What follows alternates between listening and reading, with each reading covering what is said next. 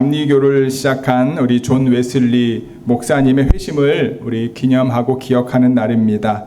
우리 존 웨슬리 목사님의 심령에 임하셨던 성령의 감동이 이 시간 여러분들 가운데 충만하게 임하기를 주님의 이름으로 축복합니다. 아멘. 우리 서로 인사했으면 좋겠습니다. 하나님의 감동 가운데 승리합시다.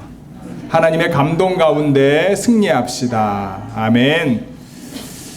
하나님의 감동이 우리의 심령 가운데 있으면 어떠한 시련이 와도 우리는 승리할 수 있음을 믿으시는 저와 여러분 모두가 되기를 주님의 이름으로 축복합니다. 아멘.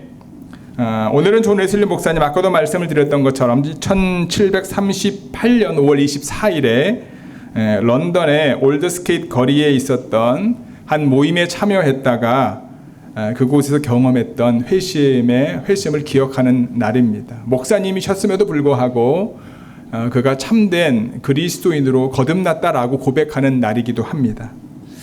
우리 그가 그때 상황을 기록했던 일기가 있거든요. 함께 같이 읽어보았으면 좋겠어요. 파워포인트 있죠? 네, 함께 읽겠습니다. 시작.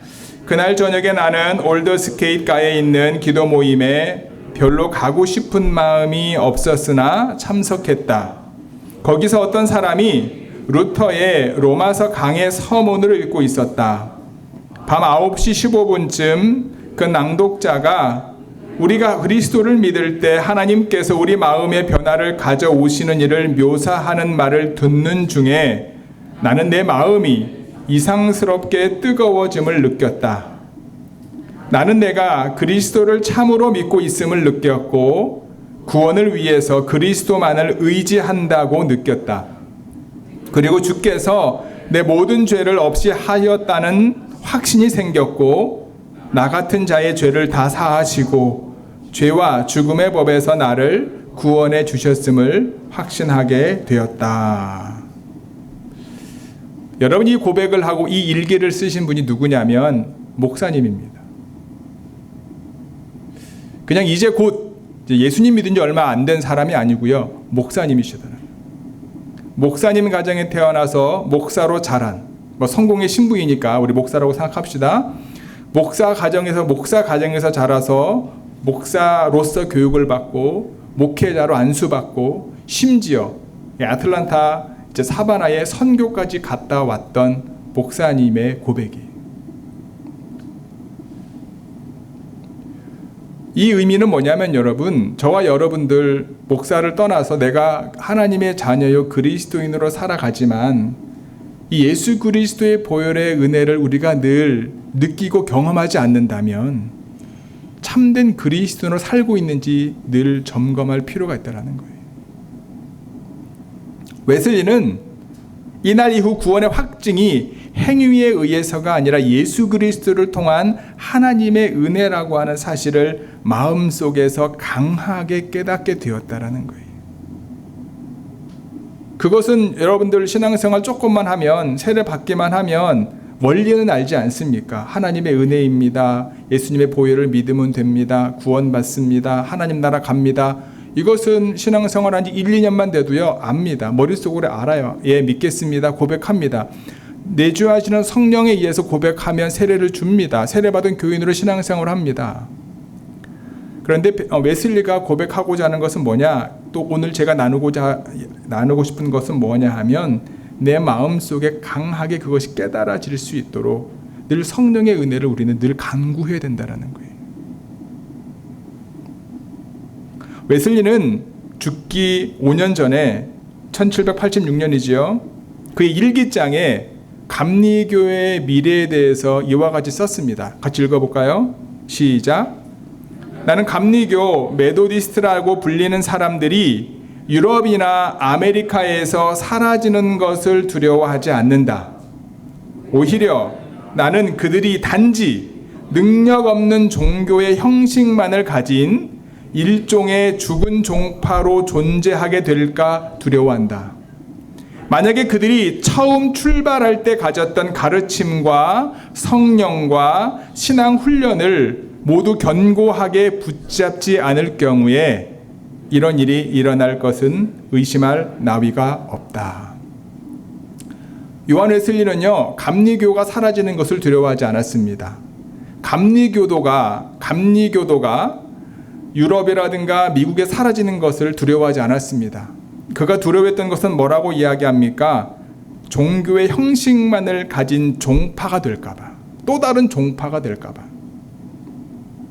그 종파가 되지 않기 위해서 하나님께서 감리교를 시작할 때 주셨던 성령의 충만함과 하나님의 말씀에 철저한 순종과 사회를 돌아보고 하나님이 원하시는 거룩함을 흘려보낼 수 있는 하나님이 사용하시는 통로로 쓰임받을 수 있도록 강력하게 붙잡지 않으면 어떻게 된다고요? 또 다른 종파일 수밖에 없다는 얘기를 하는 거죠. 존 웨슬리 목사님은 능력 없는 종교의 형식만을 가진 일종의 종파가 될까 두려워한다라는 거예요. 그의 고백은 사도 바울의 고백과 같습니다. 사도 바울은 뭐라고 고백합니까? 경건의 모양은 있지만 경건의 능력을 부인하는 사람처럼 되는 것에 대해서 경고했습니다. 마지막 때가 되면 사람들은 무엇을 사랑하나요? 자기를 사랑합니다. 돈을 사랑합니다. 돈을 자랑합니다. 사람들은 교만합니다. 감사할 줄 몰라요. 거룩함에 관심이 없습니다. 디모데후서에 나와 있는 말씀입니다. 경건의 모양은 있는 것 같지만, 열심히 예배드리는 것 같기도 하고 열심히 신앙생활하는 것 같지만 뭐가 없습니까? 경건의 능력은 부인하게 된다라는 거예요. 마지막 때가 되면 이와 같은 사람에게서 돌아서라 라고 바울이 경고했던 거죠. 이것을 요한 웨슬리 목사님은 가지고 있다라는 거예요. 마지막 죽기 전까지. 오순절에 성령이 하나님의 사람들에게 임하여 초대교회가 시작되었습니다. 성령의 감동이 요한 웨슬리 목사님에게 임하여 감리교회가 시작되었습니다. 우리 가운데 내주하시는 성령의 인도하심 가운데 우리는 하나님의 자녀가 되었습니다. 하나님의 교회의 지체가 되었습니다. 하나님께서는 성령을 통해서 하나님의 교회를 세우시고 하나님의 교회를 통해 땅끝까지 복음을 전파하십니다. 경건의 모양만 있는 성도와 교회가 아니라 경건의 능력이 있는 성도와 교회를 통해서 하나님께서는 하나님의 일을 실행하고 있으심을 잊지 않기를 바랍니다. 경건의 모양뿐만 아니라 경건의 능력이 있는 우리 좋은 교회와 좋은 교회 속해 있는 모든 성도 여러분들이 되시기를 주님의 이름으로 축복합니다. 아멘. 경건의 능력으로 사는 사람은요, 바로 하나님께서 인정하는 삶을 사는 사람입니다. 그래서 오늘 주어진 본문을 통해서 하나님께서 인정하는 삶이 어떠한 삶인지 살펴보기를 원합니다. 하나님께서 인정하는 삶은요, 첫 번째 같이 읽어볼까요? 시작. 복 받은 자로서 사는 것입니다. 아멘. 하나님께서 인정하는 삶은 복 받은 자로서 사는 거예요. 우리 1절 2절 함께 읽겠습니다. 시작. 복 있는 사람은 악인들의 꾀를 따르지 아니하며 죄인들의 길을 서지 아니하며 오만한 자들의 자리에 앉지 아니하고 오직 여호와의 율법을 즐거워하여 그의 율법을 주야로 묵상하는도다. 아멘. 복받은 자는 어떤 삶을 살까요? 복받은 사람들은 악인들의 꾀를 따르지 않습니다. 죄인들의 길에 서지 않습니다. 오만한 자의 자리에 앉지 않습니다. 시편 기자는 악에 빠져드는 과정을 점차적으로 설명하고 있습니다. 악인은 윤리적으로 질이 낮은 사람이라기보다 하나님의 말씀 대신에 자기 속에 있는 욕망과 욕심과 악함을 최고의 가치로 여기는 사람들이라고 이해할 수 있습니다. 악한 사람들은 자기 속에 있는 욕망과 탐욕으로 인해서요, 다른 사람들의 이익은 상관없습니다. 다른 사람들이 해가 끼치는 상관없습니다. 내가 이루기를 원하는 것만 추구하는 거예요. 그래서 악인의 마음속에는요, 하나님이 머무를 공간이 없는 겁니다. 악인들이 그러한 존재이기 때문에 그들의 꾀, 충고나 조언이나 상담은 언제나 세속적이고요, 물질지향적이고요, 이기적일 수밖에 없습니다. 처음에는요, 단순히 이 꾀를 따라갑니다. 왜 그렇지요? 세상에서 사는데 필요한 꾀이기 때문입니다. 마음을 악인에게 주진 않고요, 가끔 가서 그의 세상의 지식과 경험과 지혜를 빌립니다. 때에 따라 필요한 것을 취하고 필요한 것을 원한 다음에 다시 주님께로 돌아오기도 합니다. 하지만 이것이 반복되면서 사람들은요, 악한 길에 점점 들어가게 되더라고요. 두 번째 단계는 바로 길 위에 서 있는 단계입니다. 잠깐 피로할 때 따랐던 꾀에 빠져서 오랜 시간 동안 함께 놀다가 해질녘에 돌아옵니다. 점점 세상의 꾀에 빠지기 시작합니다. 이때부터 뭐가 생기냐면 여러분, 변명거리가 생깁니다.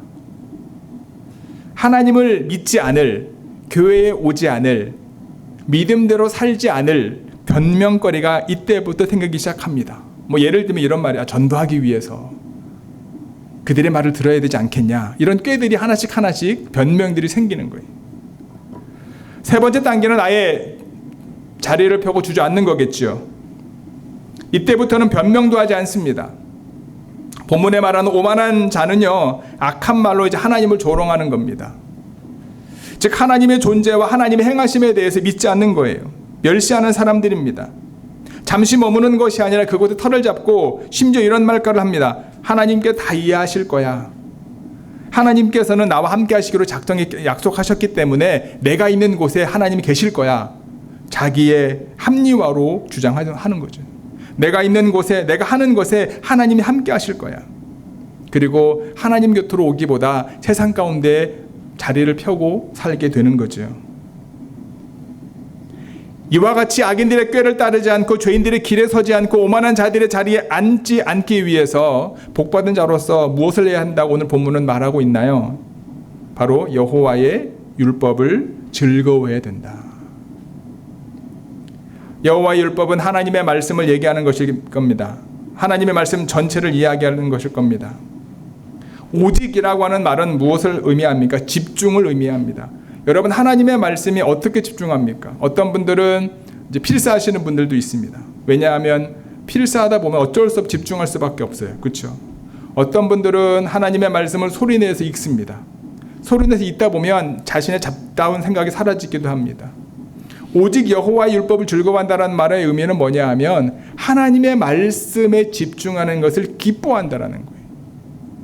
어쩔 수 없이 읽는 게 아니라 하나님의 말씀을 읽고 하나님의 말씀을 쓰고 하나님의 말씀에 대해서 내 몸과 마음과 생각을 드리는 것이 기쁜 거예요. 내가 원하는 말씀만 듣는 것이 아니고요. 내가 원하는 말씀을 선택하는 것이 아니라 창세기부터 요한계시록까지 전체의 말씀을 의미하는 거죠. 성경을 읽다 보면 이해가 안 되는 것뿐만 아니라 왜 성경 이런 내용이 나와 있는지 이해가 되지 않을 때도 많습니다. 근데 신기한 것은 그런 내용들이나 그런 말씀들이 때로는 나를 향해 하신 말씀임을 깨달을 때가 분명히 있는 거죠. 그래서 내가 원하는 부분만 읽는 것이 아니라 성경 통독이 중요한 이유가 거기에 있는 겁니다.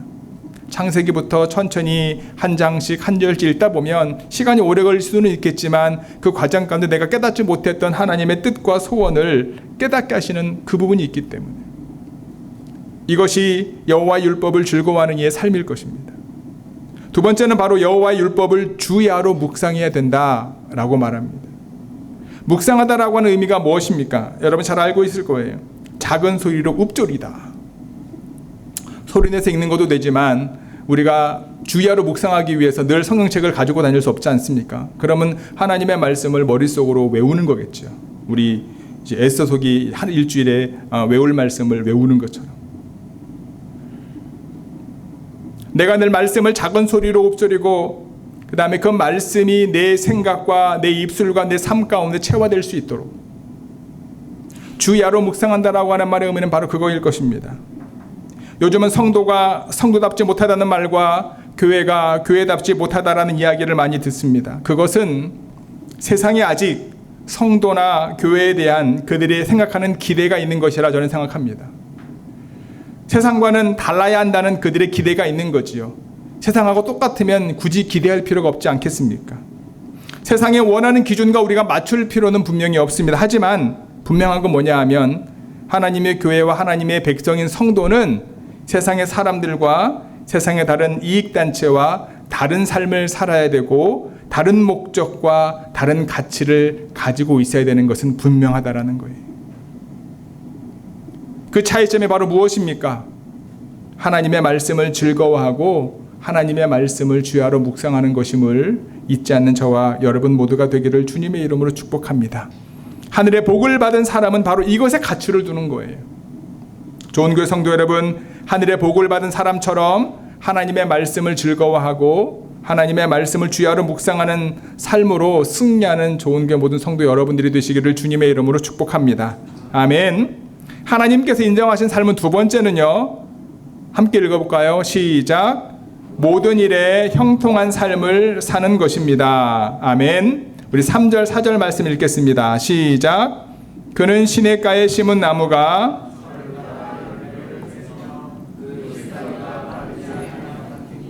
그가 하는 모든 일이 다 형통하리로다.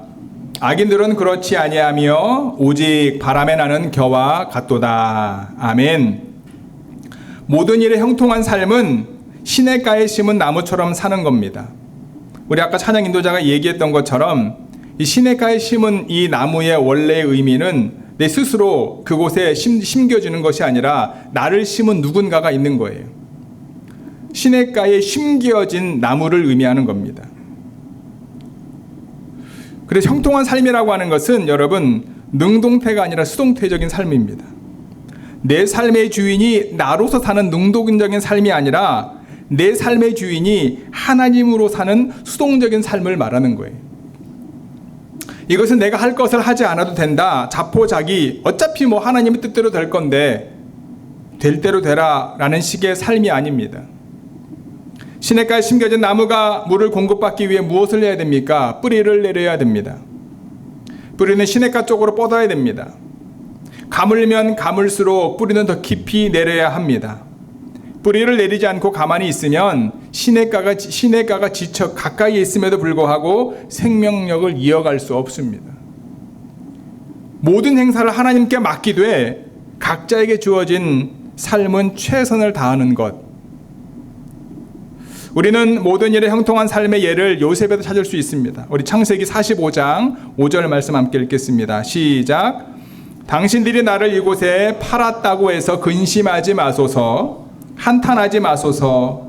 하나님의 생명을 구원하시려고 나를 당신들보다 먼저 보내셨나이다. 아멘. 요셉이 애굽의 총리로 있을 때 흉년 때문에 요셉의 형들이 식량을 구하기 위해 애굽으로 내려왔습니다. 요셉의 형들은 애굽에 총리 복장을 하고 있었던 요셉을 알아보지 못했지만 요셉은 형들을 바로 알아보았습니다. 시간이 좀 지난 다음에 방금 우리가 읽은 말씀이 바로 요셉이 형들에게 했던 고백입니다. 요셉은 자신을 이곳에 보낸 것이 생명을 구원하시려고 하나님께서 요셉의 형제들보다 먼저 이곳에 보내셨다라고 고백합니다. 세상적으로 볼 때 요셉이 죽을 고비를 넘겼고요. 노예 생활했고요. 감옥의 수감자로 억울하게 살았던 삶을 살고 싶은 사람은 아무도 없을 겁니다. 하지만 요셉이 보디발의 노예로 있을 때 그리고 감옥에 갇혀 있을 때 성경은 뭐라고 이야기합니까? 요셉은 형통한 삶을 살았다라고 우리에게 말해줍니다. 요셉이 형통한 삶을 살 수 있었던 것은 무엇입니까? 바로 하나님께서 요셉과 함께 하셨기 때문이었다. 하나님께서 요셉과 함께 하셨기 때문에 요셉이 형통한 삶을 살았다.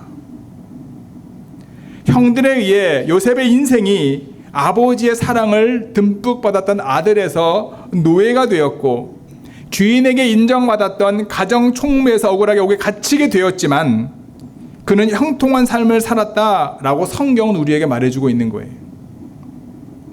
요셉은 억울하지만 자신에게 주어진 삶에 최선을 다했고 그 과정 가운데 하나님의 은혜를 경험했다라는 거죠. 그는 형통한 삶, 요셉의 인생의 주권자가 하나님이심을 그는 분명히 알고 믿었습니다. 하나님의 때를 기다렸던 거지요. 억울하지만 자신에게 주어진 인생의 최선을 다한 삶을 살았던 거죠. 요셉은 그것을 깨닫고 하나님이 나의 주권자이심을 깨닫고 하나님이 꾸게 하신 그 꿈대로 이루어질 것을 믿었기 때문에 형들을 만났을 때 이와 같은 고백을 할 수 있었던 거지 않겠습니까? 자신의 인생을 주관하신 하나님을 고백할 수 있었던 거죠. 웨스트민스터의 웨슬리 형제를 기억하는 기념비에 요한 웨슬리 목사님과 동생인 찰스 웨슬리 형제가 했던 세 가지 명언이 기록되어 있어요. 제가 PPT를 만들었나요? 안 만들었죠? 제가 읽어드릴게요. 첫 번째는 세상에서 가장 좋은 것은 하나님께서 우리와 함께 하신다는 것이다. 두 번째, 세계는 나의 교구다. 세 번째, 하나님께서는 당신의 일꾼은 땅에 묻으시나 당신의 일은 계속해 나가신다. 세상에서 가장 좋은 것, 세상에서 가장 큰 축복이 무엇입니까? 하나님께서 우리와 함께하는 것, 하나님께서 나와 함께하는 것. 내가 어떠한 상황 가운데 놓여 있다 할지라도, 세상 사람들이 바라보는 억울한 상황 가운데 놓여 있다 할지라도 하나님이 나와 함께 하심을 내가 느끼고, 하나님이 나와 함께 하심을 내가 경험하고, 하나님이 나와 함께 하심을 내가 믿음으로 고백할 수 있는 이것이 가장 큰 축복이요 가장 좋은 것임을 잊지 않는 저와 여러분 모두가 되기를 주님의 이름으로 간절히 축복하고 기도합니다.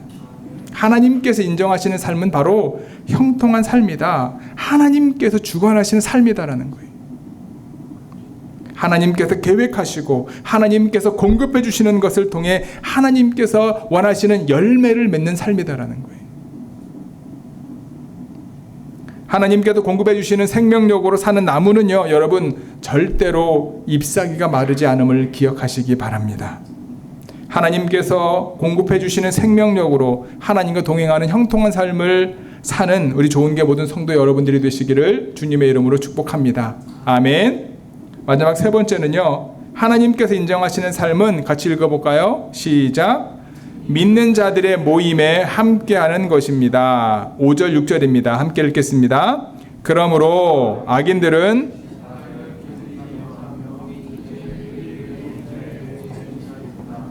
무릇 의인들의 길은 여호와께서 인정하시나 악인들의 길은 망하리로다. 아멘.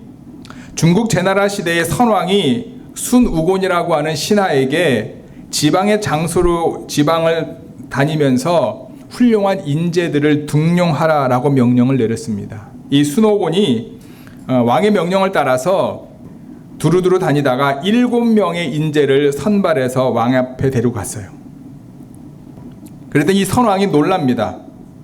한두 명 데리고 올 줄 알았는데 7명이나 데리고 와서 놀랬습니다. 그렇게 이런 말을 해요. 이렇게나 귀한 인재를 7명이나 데려오다니 너무 많지 않냐? 라고 순우곤에게 물었습니다. 이 순우곤은 여유있게 대답합니다. 뭐라고 대답하냐면, 같은 종류의 새는 무리지어 살듯이 인재도 서로 모여 함께 빛을 발합니다. 이 고사에서 유래되었다고 전해지는 사자성어가 뭘까요?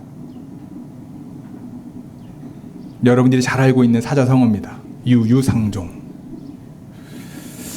사실 좋은 의미에서 유래되었지만 끼리끼리 잘 논다, 한국에서는 약간 부정적인 뉘앙스로 이제 유유상종이라는 말을 쓰는 경우는 있습니다. 여러분, 내 주변에 어떤 사람이 있는지 매우 중요합니다. 지금 주변 돌아보세요. 고개를 돌아보시기 바랍니다. 내 주변에 어떤 사람이 있는지. 지금 돌아보시라니까요. 여러분 앞에, 뒤에, 옆에 누가 있는지. 어떤 사람입니까? 권사님 왜 웃으세요?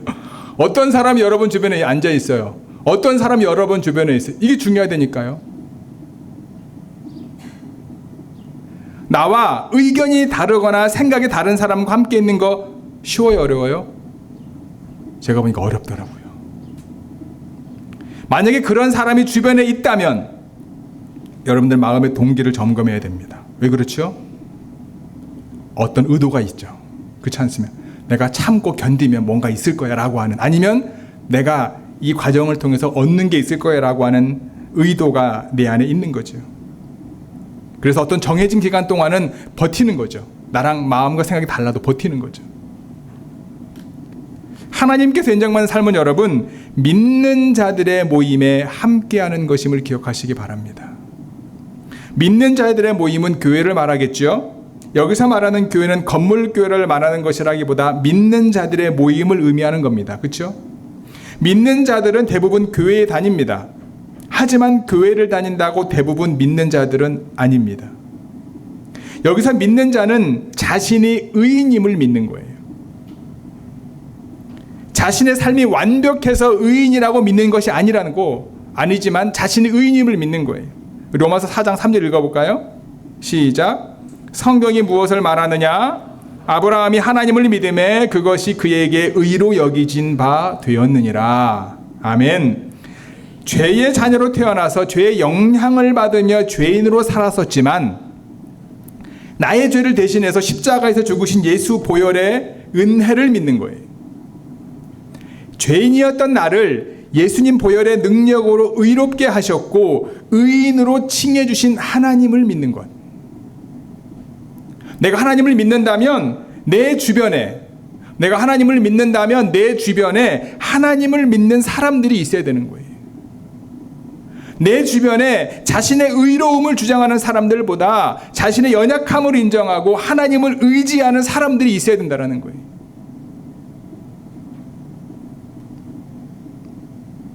자신의 꾀를 가지고 있는 사람들은요, 이런 곳을 싫어합니다. 이런 모임을 싫어합니다.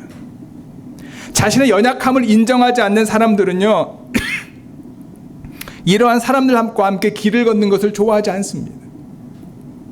자신의 의로움을 의지하는 오만한 사람들, 이런 사람들하고 함께 걷는 것을 경멸합니다.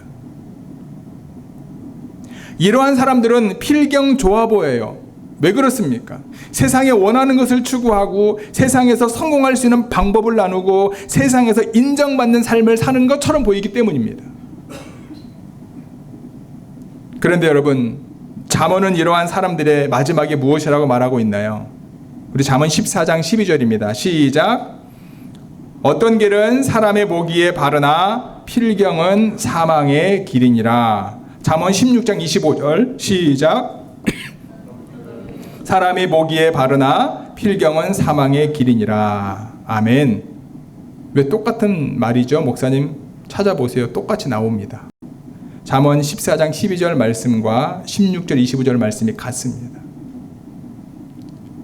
잠언이 그와 같이 얘기하는 거예요.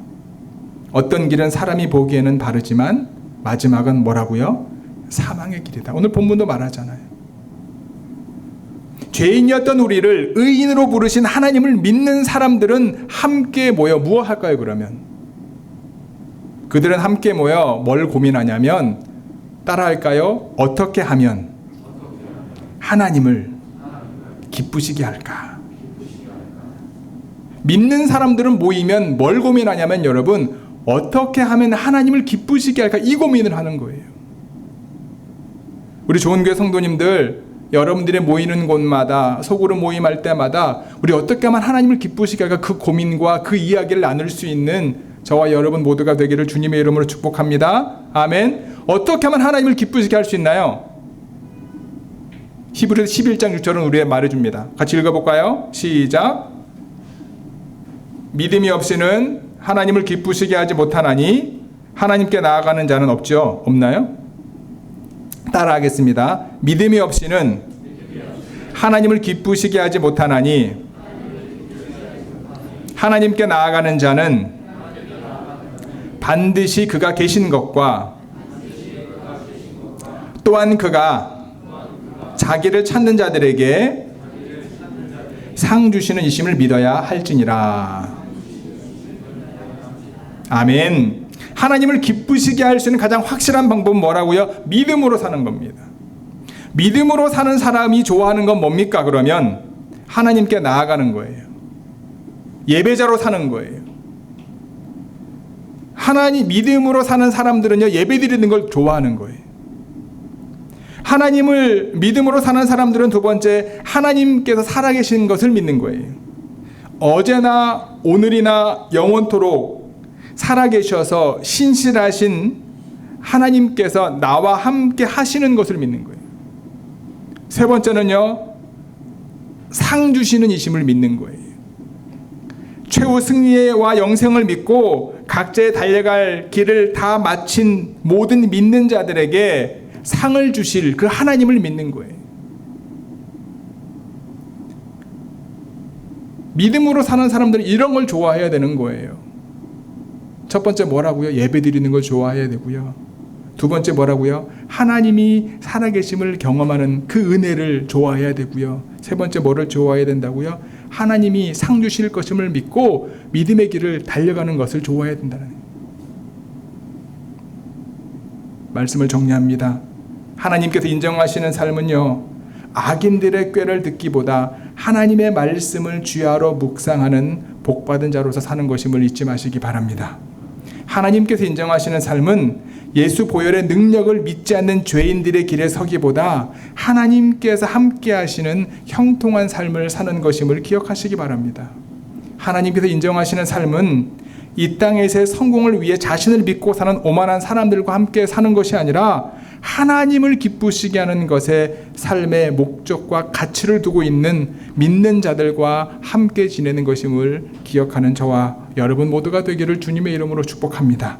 하나님께서 인정하시는 의인으로서 이번 한 주간도 승리하는 좋은 교회 모든 성도 여러분들이 되시기를 주님의 이름으로 축복합니다. 아멘. 기도하시겠습니다.